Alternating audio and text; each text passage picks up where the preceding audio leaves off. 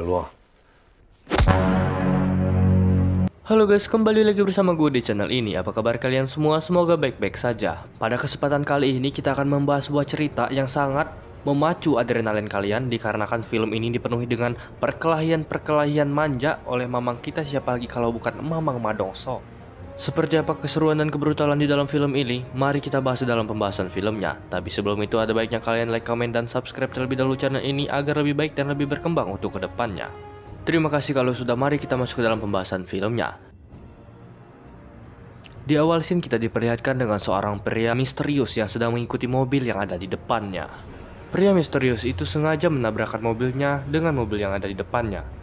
Dengan santainya pria pemilik mobil pun keluar dan memfoto baret yang ada di mobilnya. Namun di saat sedang memfoto, tiba-tiba pria misterius tersebut langsung menusuknya dengan brutal tanpa ampun. Sungguh tidak memiliki peri kemanusiaan yang adil dan beradab.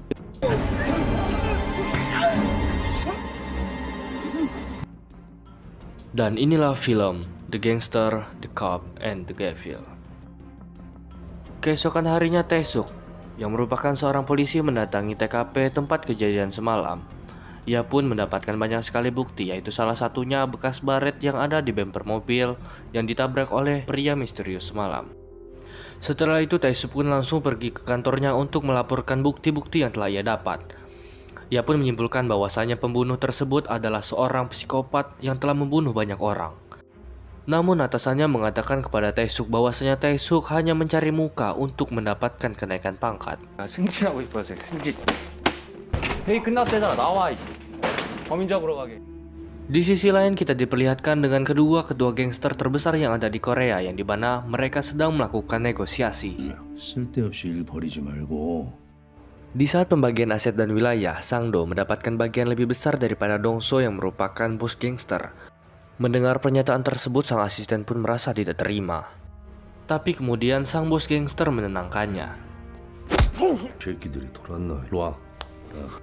Sang-do akhirnya ciut setelah melihat Dong-so mematahkan gigi dan menghajar salah satu anak buahnya.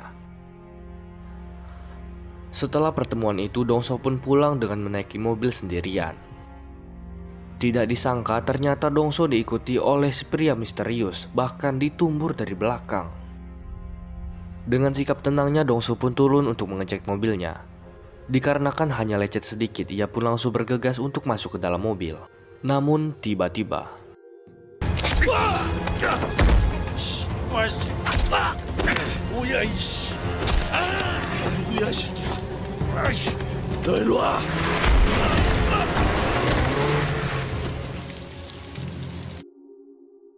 dikarenakan kejadian tadi, Dong-so pun tak sadarkan diri dan mendapati luka yang sangatlah parah. Untung saja ia dibawa ke rumah sakit dengan waktu yang tepat.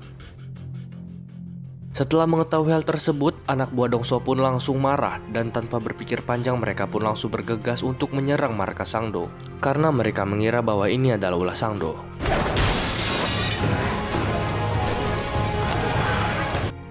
Setelah beberapa hari tak sadarkan diri, akhirnya Dong-so pun sadar dari komanya. Keesokan paginya Dong-so memberitahu asistennya bahwasanya tidak mungkin jika Sang-do yang menyerangnya, dikarenakan sang pelaku tidak memiliki motif apapun dalam menyerangnya. 새끼 칼맛이 좀 달라. 그리고 지금 이 바닥에서.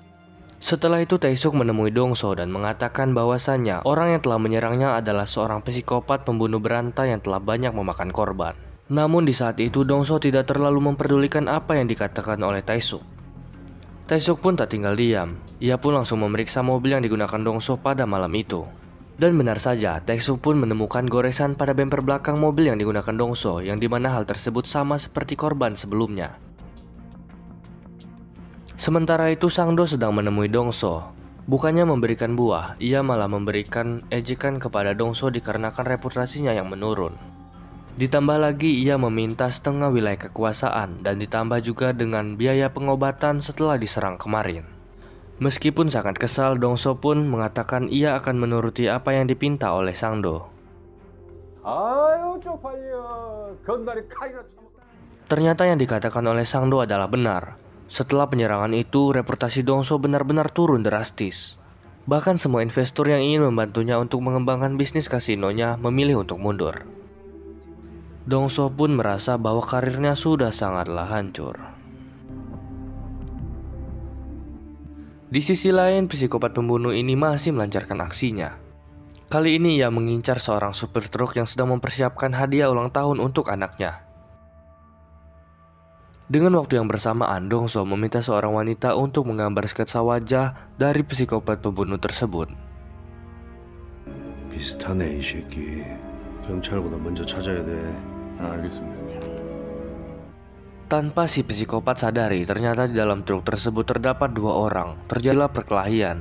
Dengan mudahnya si psikopat memenangkan perkelahian tersebut, namun ia tak sengaja menjatuhkan pisau yang ia bawa.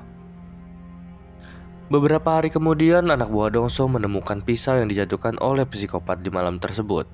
Dong-so pun merasa sangat puas, namun ia sadar ia tidak bisa menyelidiki kasus ini sendirian. Tanpa berpikir panjang, Dong-so pun langsung menelpon Tae-suk yang mengatakan bahwasannya ia memiliki banyak bukti untuk mengungkap kasus ini. Tanpa menunggu waktu yang lama, akhirnya mereka memutuskan untuk bekerja sama menangkap psikopat barbar tersebut. Akhirnya mereka pun membuat perjanjian, jika Tae-suk menemukan psikopat tersebut terlebih dahulu, maka ia akan memasukkannya ke dalam penjara. Namun jika Dong-so yang menemukannya terlebih dahulu, maka ia akan menghabisinya dengan sadis dan sangat brutal di tangannya sendiri. 자신 있으면 들어오던가. 먼저 잡는 사람이 갖는 거지. 이전에 잡던 골로 간다. Tae-suk pun tidak menyia-nyiakan kesempatan. Diam-diam ia membuat tim untuk menyelesaikan misi ini. Ia juga dibantu oleh anak buah Dong-so lengkap dengan fasilitas dan juga barang bukti berupa mobil dan juga sketsa wajah psikopat. Dan tidak lupa ia membawa ahli forensik untuk memeriksa semua bukti yang telah ia kumpulkan. Di saat Tae-suk sedang menjalankan misi, justru Dong-so malah menyalahgunakan barang bukti, yang dimana Dong-so menyuruh asistennya untuk menggunakan pisau psikopat yang ternyata disembunyikan dari Tae-suk untuk membunuh saingan mereka, yaitu Sang-do.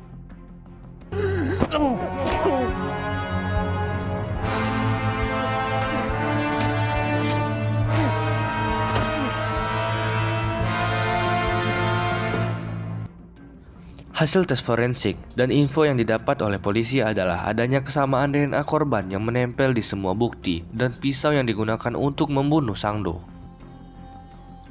Tae-suk pun langsung mengetahui bahwasannya ia telah dibohongi oleh Dong-so. Ia pun langsung bergegas menuju ke tempat tinggal Dong-so. 이 또라이 새끼 또 왔네. 아니 누구긴 형님 직원이지. 아주 경찰하고 깡패 새끼하고 잘하는 시사를 씨. 너는 뭐 경찰 아니고? Tae-suk yang memiliki badan lebih kecil daripada Dong-so sudah jelas tidak bisa menandingi ketangguhannya. Dengan santainya Dong-so menghadapi Tae-suk sambil menenangkannya. Dong-so mengatakan selain untuk menyingkirkan saingannya, ia juga bertujuan untuk memperkuat bukti bahwa psikopat itu adalah pembunuh berantai yang selama ini dicari-cari. Ternyata cara itu sangat ampuh. Seketika kepolisian menganggap kasus ini adalah pembunuhan berantai. Dan info ini langsung tersebar luas di koran maupun di TV di Korea. Namun sialnya, tim Tae-suk yaitu tim 1 tidak dilibatkan di dalam kasus ini. Padahal kasus ini ada di wilayah tim 1. Pusat menganggap kerja tim 1 tidak becus. Karena setelah sekian lama mereka baru tahu bahwa ada kasus pembunuhan berantai di tempat mereka. Di malam harinya Dong-so pergi melayat ke tempat kediaman Sang-do yang telah dibunuh oleh asistennya. Ia kesana hanya untuk mencari muka agar bisa mendapatkan kepercayaan dan bisa memperbaiki reputasinya. Sementara itu psikopat juga melihat berita yang beredar di TV. Ia sangat tidak terima dikarenakan ini bukanlah sama sekali perbuatannya. Tidak lama kemudian ia pun langsung bergegas untuk menuju ke kediaman Sang-do. Dengan memberikan secari kertas, si psikopat mengatakan kepada asisten Sang-do bahwasannya ada seseorang yang menggunakan pisaunya untuk membunuh bosnya. Hari pun berganti. Setelah meneliti berhari-hari, akhirnya mereka pun menemukan bukti yang sangatlah berguna. Mereka menemukan bercak darah yang berada di setir mobil psikopat. Tae-suk pun tidak sabar untuk mengecek siapa sebenarnya psikopat tersebut. Tapi tiba-tiba terdengar suara keributan dari belakang. Dan ternyata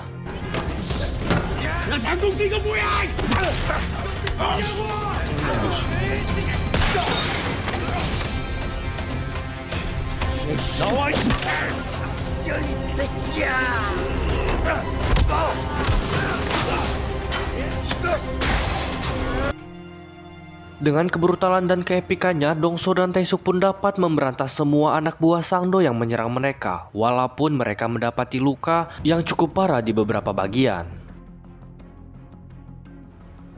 Di sisi lain, si psikopat masih melancarkan aksinya dengan modus yang sama. Ia membunuh korbannya dengan sadis dan brutal dan setelah itu membuangnya ke tong sampah. Dan kali ini ia juga mengambil mobil yang dipakai oleh si korban. Berkali-kali istri si korban menelpon namun ia hanya tersenyum. Paginya Taesuk berniat untuk membantu kasus pembunuhan berantai ini. Namun atasannya malah memarahinya dan mengatakan bahwa lebih baik Taesuk mengurus kasus penculikan yang baru saja masuk. Dengan kecil hati ia pun menurutinya. Tanpa ia sadari, ternyata yang melapor adalah istri dari korban pembunuhan psikopat semalam. Istri korban pun tidak bisa diajak kerjasama dengan baik. Ia malah menitipkan uang tebusan kepada tukang mie ayam. Setelah itu ia melihat ke arah Taesuk yang tentu saja hal tersebut membuat misi mereka berantakan. Untung Taesuk sempat melihat dan mengejarnya, namun tetap saja ia gagal untuk menangkapnya. Dan satu-satunya harapan adalah bekas botol air minum sang pelaku. Dan ternyata mereka harus mencarinya di tempat ini. Di sore harinya, hasil tes forensik dari darah yang ada di setir mobil dan juga botol air minum keluar. Taesuk tidak menyangka bahwa pelaku dari dua kejadian ini ternyata sama. Tanpa berpikir lama, Taesuk langsung menuju ke kediaman psikopat tersebut, namun hanya ada ibunya saja. Ternyata si psikopat sudah berbulan-bulan tidak pulang. Tapi beruntungnya ia tidak pulang dengan tangan kosong. Ia menemukan foto si psikopat tersebut dan ketika disandingkan dengan sketsa yang dibuat oleh bos gangster ternyata sangatlah mirip. Setelah mendapatkan data yang cukup lengkap, tim Taesuk dan juga Dongso langsung menyebar ke seluruh tempat pencarian untuk menangkap psikopat tersebut.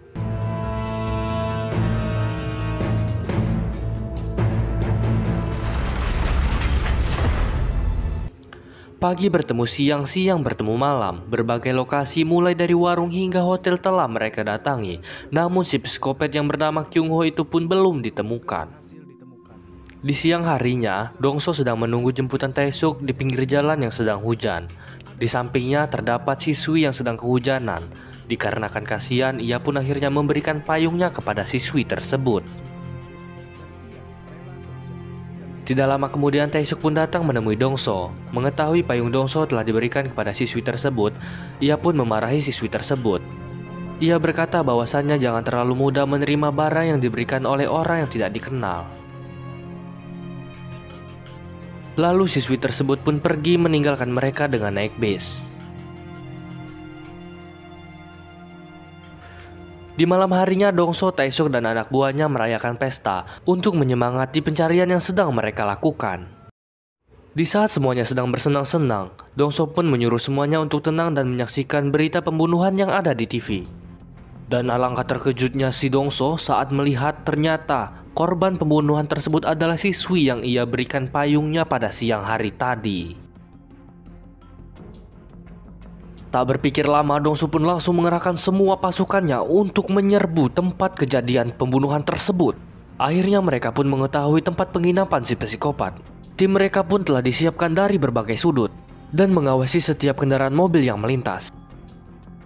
Tak lama kemudian mobil si psikopat pun datang dan sepertinya di sini ia sudah sadar bahwasannya ia sedang diintai. Tanpa berpikir lama-lama ia pun langsung tancap gas dan terjadilah aksi kejar-kejaran yang sangatlah epik.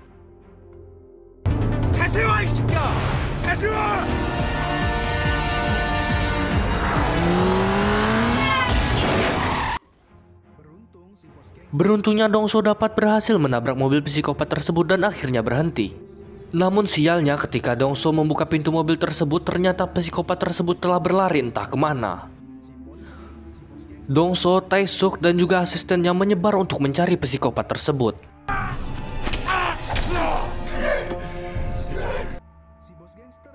Dongso pun mendengar suara asistennya yang berteriak. Tanpa berlama-lama ia pun langsung menuju ke tempatnya.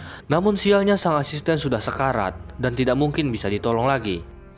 Sebelum menghembuskan napas terakhir, asistennya pun memberitahu kemana psikopat tersebut berlari. Dengan arahan yang diberikan dan juga amarah yang bergejolak, Dongso pun langsung menuju ke tempat yang ditunjukkan oleh asistennya tersebut. Ia pun sampai ke tempat karaokean. Satu persatu ruangan ia periksa, namun tidak menemukan psikopat tersebut. Hingga akhirnya ia pun mencurigai satu ruangan. Dengan perlahan Dongso pun mendekati ruangan tersebut, dan inilah yang kita tunggu-tunggu. Dengan keganasan dan kebrutalannya, Dongso pun langsung memberikan bogomen hangat kepada si psikopat tersebut sampai pingsan. Dan di sini Dongso tidak langsung membunuhnya, melainkan ia membawanya ke markasnya terlebih dahulu. Sesampainya di markas, Dongso pun langsung menyiksa psikopat tersebut dengan sangatlah sadis. Namun bukannya ketakutan, psikopat tersebut malah menertawakan Dongso. Hal tersebut memancing emosi Dongso semakin tinggi. Dongso pun berniat untuk memotong-motong tubuh psikopat tersebut. Namun di saat dia ingin memotong, tiba-tiba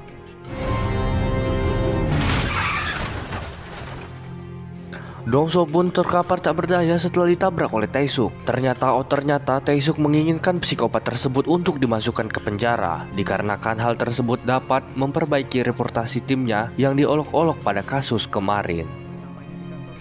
Setelah sampai di kantor polisi, semuanya terkejut melihat Tae-suk membawa psikopat yang telah babak belur itu. Semua wartawan ingin meliput kejadian tersebut. Namun sialnya, barang bukti yang digunakan untuk membuktikan si psikopat bersalah tidaklah cukup. Karena jika ia memberitahu barang bukti yang digunakan sebelumnya, pasti ia akan ketahuan jika telah bekerja sama dengan gangster, dan itu sangat berbahaya bagi dirinya yang seorang polisi. Ditambah lagi si psikopat yang selalu mengejek Tae-suk yang tidak punya bukti apa-apa.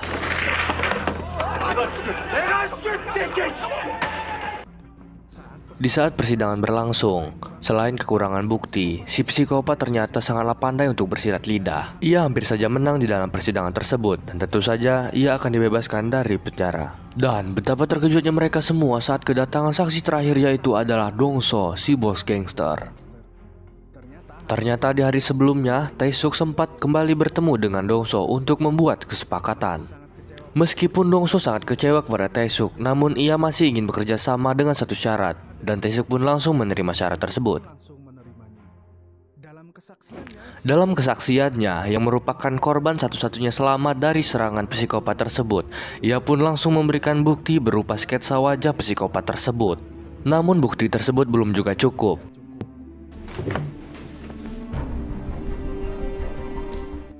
Dongso dengan lantang menceritakan bagaimana ia berkelahi dengan psikopat tersebut sambil memberitahu bekas luka yang ada di tubuhnya. Dan ia juga memberitahu bahwa si pelaku memiliki luka tusuk di dada sebelah kiri.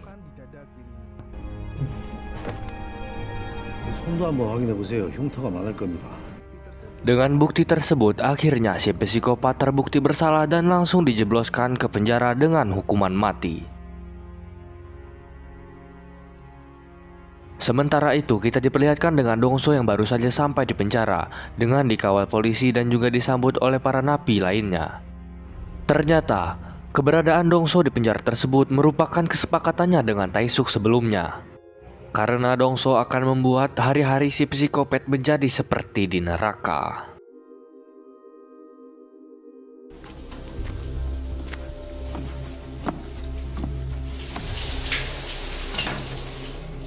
사내 셋이 목숨 걸고 게임을 했는데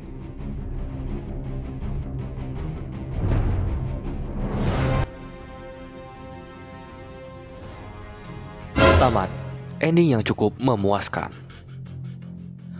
Terima kasih kalian telah menonton video saya sampai akhir. Jika kalian suka, silahkan like, komen, dan subscribe channel ini agar saya bisa semangat untuk membuat konten-konten selanjutnya. Terima kasih, saya Rama Irawan undur diri. Selamat berjumpa di video selanjutnya.